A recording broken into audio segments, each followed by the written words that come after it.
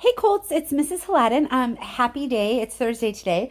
Today is Mr. Hladun's birthday, and in the process of lighting his birthday cake, we lit his cake on fire. Yep. With That's what 46 happens. candles. That's what happens when you get old. That's what happens. Right, Mike? And You're funny.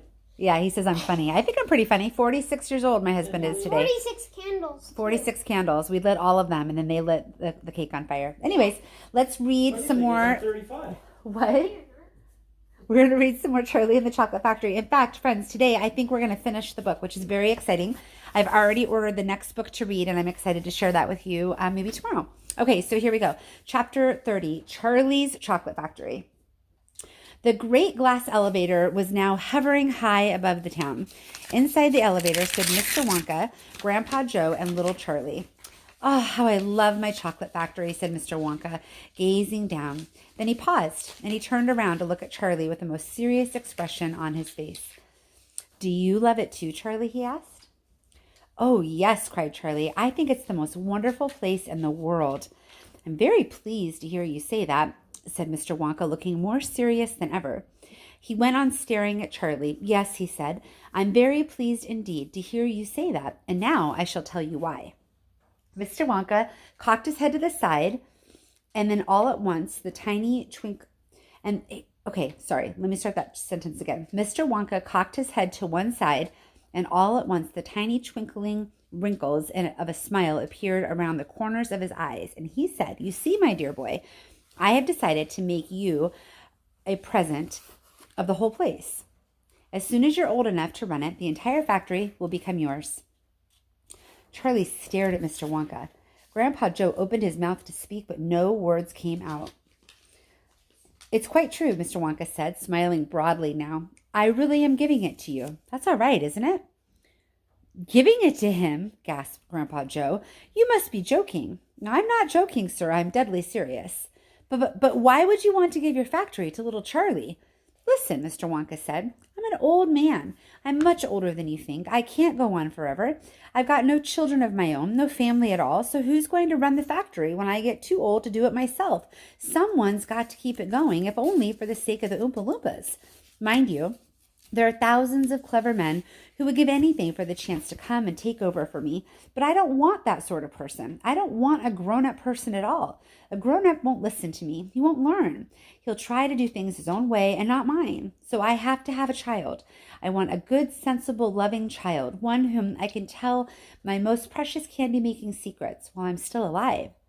So that's why you sent out the golden tickets, cried Charlie.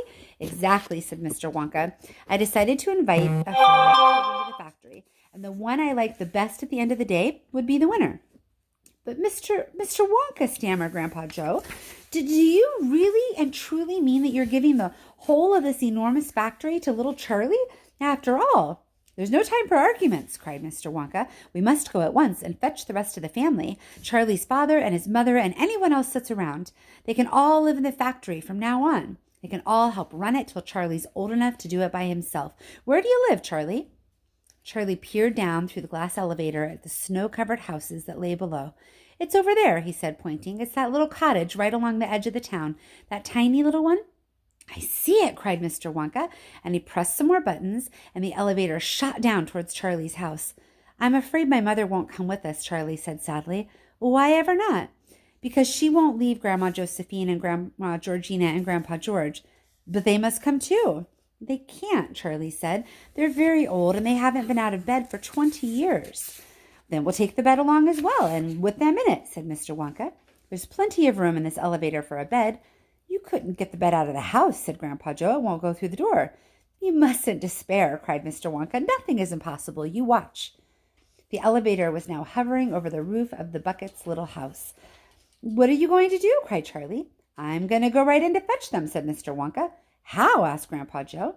Through the roof, said Mr. Wonka, pressing another button. No, shouted Charlie. Stop, shouted Grandpa Joe. Crash went the elevator, right down through the roof of the house and into the old people's bedroom. Showers of dust and broken tiles and bits of wood and cockroaches and spiders and bricks and cement were raining down on the three old ones who were lying in bed, and each of them thought the end of the world had come. Grandma Georgina fainted. Grandma Josephine dropped her false teeth, and Grandpa George put his head under the blanket, and Mr. and Mrs. Bucket came rushing in from the next room. "Save us!" cried Grandma Josephine. "Calm yourself, my darling wife," said Grandpa Joe, stepping out of the elevator. "It's only us." "Mother!" cried Charlie, rushing into Mrs. Bucket's arms. "Mother, Mother, listen to what happened. We're all going back to live in Mr. Wonka's factory, and we're going to help him run it, and he's given it all to me. And what are you talking about?" said Mrs. Bucket. "Just look at our house," cried poor Mr. Bucket. "It's in ruins." "My dear sir," said Mr. Wonka, jumping forward and shaking Mr. Bucket warmly by the hand, "I'm so very glad to meet you. You mustn't worry about your house from now on. You're never going to need it again anyway." "Who is this crazy man?" screamed Grandma Josephine. "He could have killed us all." "This," said Grandpa Joe, "is Mr. Willy Wonka himself. Here's a picture." Sorry, I have to move a little bit.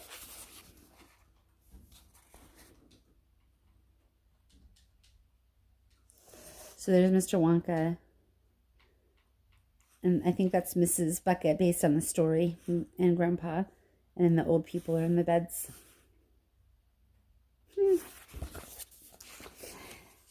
It took quite a time for Grandpa Joe and Charlie to explain to everyone exactly what happened to them all day.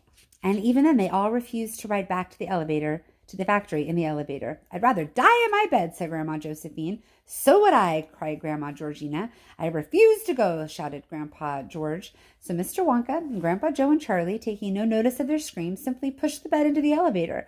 They pushed Mr. and Mrs. Bucket in after it. Then they got in themselves.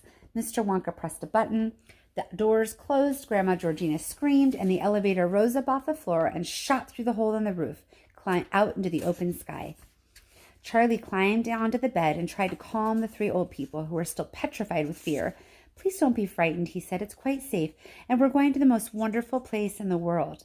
"Charlie's right," said Grandpa Joe. Will there be anything to eat when we get there?" asked Grandma Josephine. "I'm starving. The whole family is starving." "Anything to eat?" cried Charlie, laughing. "Oh, you just wait and see."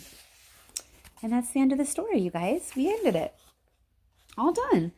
I really love sharing that story with you. It's been a really long time since I've read it. I don't know if you know, but Roald Dahl, the author of this book, has written lots of other really, really good books. Some of my favorites are James and the Giant Peach. That's a really good one. But I think my number one favorite, aside from Charlie and the Chocolate Factory, is a book called Matilda.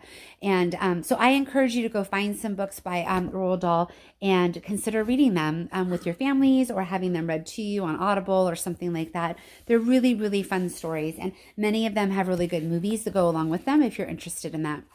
I know that Charlie and the Chocolate Factory has several movie editions. Some of them are really different than others. Some of them are kind of creepy, but they're good stories. But I would really recommend checking out some other books by Mr. Dahl.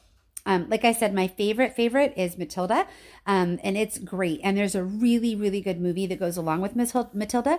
And I know that our choir went to go see Matilda on Broadway, not on Broadway, but like a Broadway version of Matilda this spring, and they really, really liked it. So I'd encourage you to read the story.